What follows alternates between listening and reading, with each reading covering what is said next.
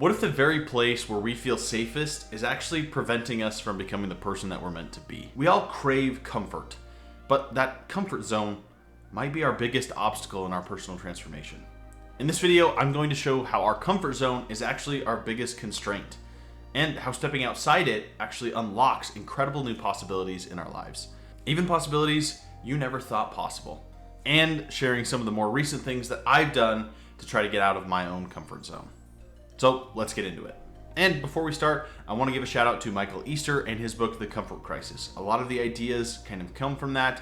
And I did a podcast episode a while back that kind of goes over all of the different things that he talks about in his book. And I wanted to reiterate them because it's something I've been kind of lacking on. So make sure to check out that book, The Comfort Crisis by Michael Easter. Here's the thing. Comfort is kind of a radically new idea for us as humans. And I don't mean a little new. I mean, like, in the grand timeline of human history, we've been kind of comfortable for less than a blink of an eye. For hundreds and thousands of years, life was unpredictable. It was dangerous. It was either cold or hot. You were at the mercy of whatever was outside with you, whether that be the weather or maybe even dangerous predators. If it was freezing outside, your shelter was just whatever you could build. Sticks, animal skins, maybe a little fire. If you were hungry, you had to either go out and get it or starve. But today, we spend about 93% of our time indoors, in a climate-controlled space with AC or heat, and the temperature never changes. We eat food that can be prepared in minutes in a microwave, and if we're ever tired, we can sit in the comfort of furniture that are designed for maximum comfiness. We can have food delivered straight to our homes, and virtually almost anything nowadays with Amazon that's delivered straight to our front porch. Everything is just a touch of a button away. This constant comfort is kind of a new invention. A luxury our ancestors never even dreamed of. And while it's amazing that we no longer have to survive in the harshest parts of the world, the shift kind of comes with unintended consequences. Our bodies and minds evolved to handle challenge, unpredictability, and yes, discomfort. When we take those things away, we kind of stop growing. We stop evolving. A lot of solutions and new business ideas are a way to make us more comfortable, make things easier, get rid of things that we don't want to necessarily do ourselves.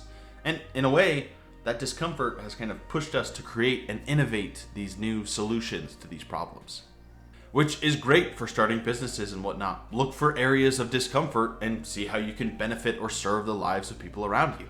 That's the easiest way to have people trade the value of money for something else. But let's talk side effects. Constant comfort sounds like a dream, but it can also kind of turn into a bit of a nightmare. Physically, our bodies kind of start to suffer. Less movement means weaker muscles, slower metabolisms, and can lead to some chronic issues like heart disease and diabetes. Mentally, it can be even worse. Anxiety and depression rates are skyrocketing because the brain is designed for stimuli. Novelty, problem solving, movement, these are all things our brains are designed to take care of because that's how we would have survived. When it gets none of that, it spins out a lot of stress.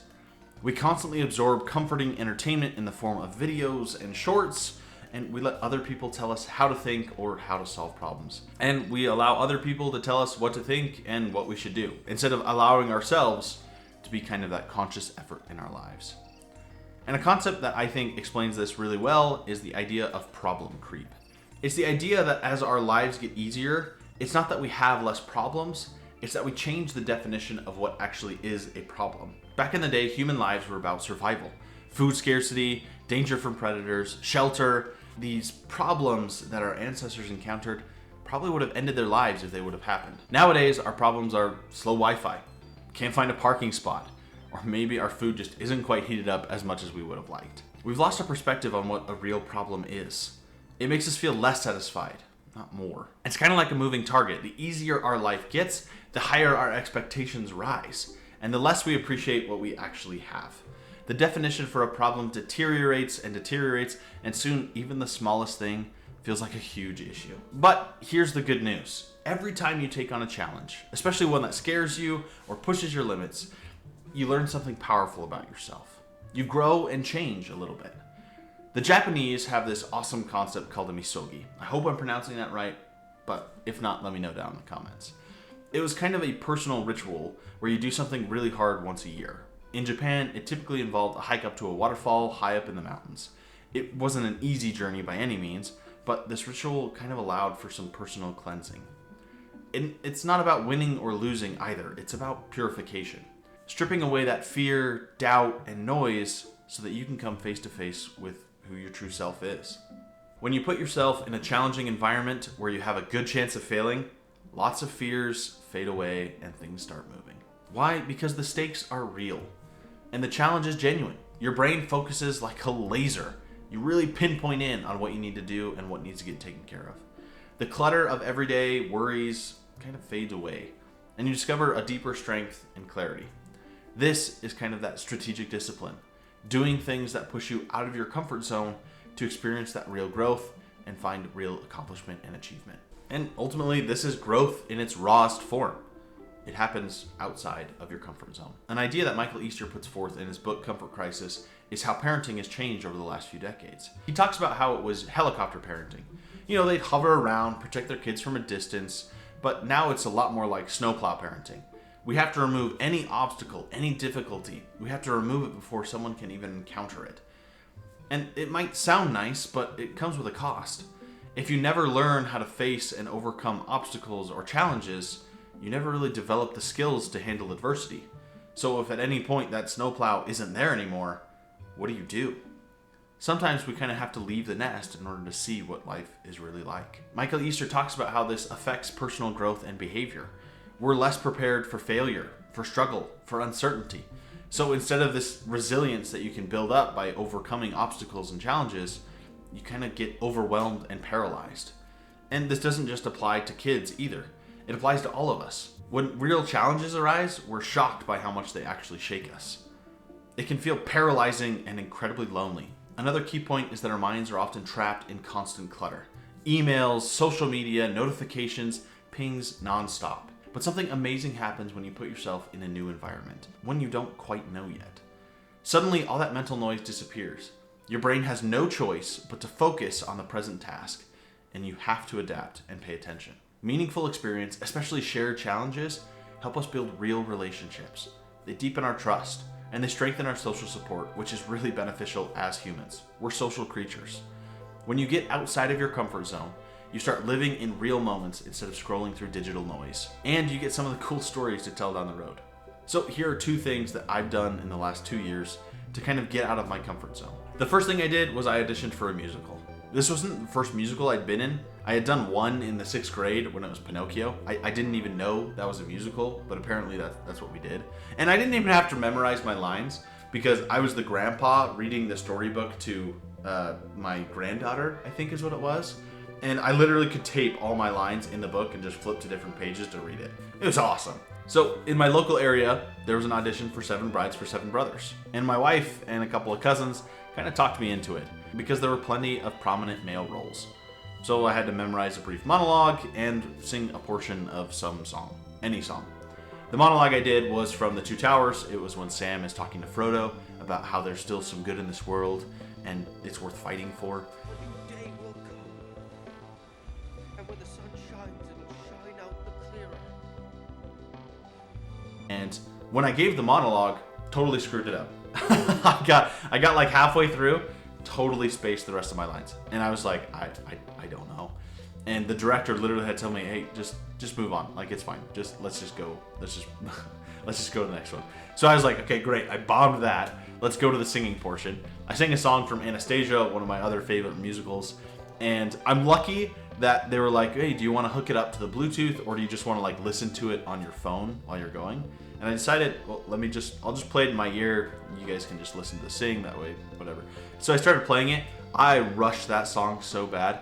Holy cow. I was probably like, I ended 10 seconds early, and it was already just a 30-second music clip. So it was bad. My audition totally bombed. All right.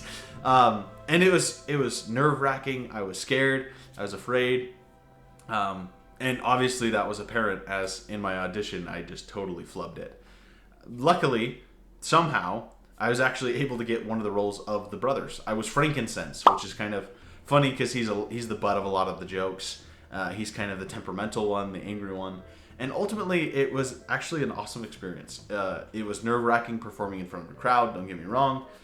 Memorizing all my lines, the dances, that musical is covered in dances. The songs weren't that bad, but they were fun.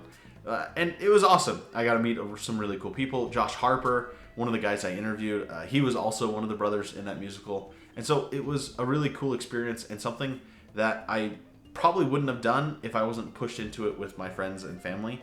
And ultimately, it was a real growing experience. Like, it's a cool story. Now I get to tell people. The other thing I did, and maybe you'll find this humorous, maybe you'll laugh, I don't know, but I signed up for an Age of Empires 2 tournament. Age of Empires is a game I love playing. I've played a lot ever since I was a kid. I got back into it a couple of years back when the new definitive edition came out. And my brother reached out to me and he said, hey, there's a tournament coming up. It's kind of separated by your skill level. Might be kind of cool. And I was like, you know what? Let's try it. Let's see what happens. Let's go into it. You know, playing video games are meant to be like kind of fun, relaxing. But this was like, hey, I want to do well. I want to perform well. And so it really kind of just focused me in. And I felt genuine stress. Like I'm not a very stressed out person. Like, but it was a good stress in a way. And it really shows that when you're outside your comfort zone and you're trying to focus on something, really kind of having that stress kind of really dials you in, you know, lasers you. It's just that laser focus of getting it going. I ended up losing in the semifinals of the tournament, which I thought was great. I was hoping I could do a little bit better, but it doesn't really matter. It was a lot of fun. I got to meet some cool people, and I got to, you know, experience a little bit of growth. I saw what I needed to work on as far as my gameplay goes. And even for the musical, I saw kind of things that I could do better on as far as reaching out to people, performing maybe a little bit better, being more entertaining. So when you get out of your comfort zone, you kind of find those things out about yourself. And the truth that kind of took me a while to understand as I was looking through this topic, as I was going through comfort zone, is that fear is usually a mindset. It happens before you do something or before something happens. It's an anticipation of what might happen and not usually what actually happens, which kind of goes back to the two experiences that I had. You know, before our opening night on the audition, it was nerve-wracking. You know, it was like, what if I totally bomb? I screw up my lines. And I did. Don't get me wrong. There was a song where I totally missed my intro. Luckily, I was able to pick it back up. But like I fell short. Like I failed essentially. But the rest of the nights I was like, okay, I just got to focus in. Like where's my cue? Where's that coming from? Same thing with the tournament. Like that fear kind of pushed me to study a little bit more, to practice a little bit more intently. And it allowed me to see where I'm kind of falling short. And that's especially true in our own lives and in our work and schooling and whatnot. When you kind of push yourself to get outside of that comfort zone, you end up performing a little bit better and seeing a little bit more than you did before. Another powerful tool that I would recommend is getting away from kind of the noise, kind of finding a place or a time where you can just kind of be with yourself and with your thoughts. In the last video, I talked about how we as Americans touch our phones over 2,600 times a day, which is like 2.5 hours just staring at a tiny screen. And it's so common for us to just be constantly on our phones. At the same time, we totally avoid boredom. We often feed our minds junk food, like scrolling through Reels, TikToks, trying to find that little giggle or chuckle that we're trying to get out of, just these random dopamine hits that we're always trying to go for. And a lot of the times, it's just feeding our brain junk food. It's candy when we're really hungry and we need some good fruits, vegetables, some good protein. We have to get comfortable with being alone and bored without our phone. It's kind of a mental reset. It boosts our creativity, our focus, and our clarity. The idea of discomfort is kind of inherent to physical change. If you want to build muscle, if you want to change your body, you have to run farther, you have to lift more, you have to improve your health, you have to push yourself, change something, do something that is a little uncomfortable. And it's the same for emotional and mental growth. A lot of the times when I'm hungry, it's because I'm stressed or bored rather than I'm really actually hungry. The urge to eat, to seek this comfort, is often a way to just avoid the discomfort. Training ourselves to kind of sit in the discomfort a little bit, even just for a few minutes, is one of the most powerful ways to build this mental resilience. Discomfort can kind of be a signal that we're growing. Ultimately, I think our comfort zone isn't bad, it's just not where growth happens. Every epic story you've ever loved, whether it's a movie, a book, a video game, a real life hero's journey, starts with someone leaving the familiar and stepping into the unknown. A lot of the times I find myself watching TVs or movies and you have the expert, all right? You have the super spy, you have the super expert programmer, you have these really cool people that are just the pinnacle of performance. They're the top, they're the best, they're number one. And a lot of the times I try to look at that and go, how do they get there? Because I feel like I am so far away from that. Like, I'm not very good at digital marketing. I'm not very good as a salesman. I'm not very good as a podcaster or a YouTuber. But the point is I try to let that motivate me. I try to think of ways, okay, how do I think they got there? Probably by constant study. They were focused on their goal. They were solely focused on what they wanted to achieve and accomplish. And a lot of the times I find myself wasting time, burning hours, just doing things that aren't nearly as important. So you have to push yourself to go where no one else has gone. The question is when are you going to take that step? When are we going to get out of our comfort zone to find a better way to basically become better, to grow more? So here's your challenge. For the next 7 days, do something that kind of scares you, makes you a little uncomfortable, challenges you in some way. Because in that space, outside your comfort zone, you'll find out who you really are, what you want to achieve. And it will push you to be a little bit better than you currently are, which is where real self-improvement happens. Thanks for watching. If you found this video helpful, hit that like button and subscribe, or check out one of the videos that are popping up on your screen right now. Thanks for checking out the My Career Path podcast. Until next time, catch you guys later.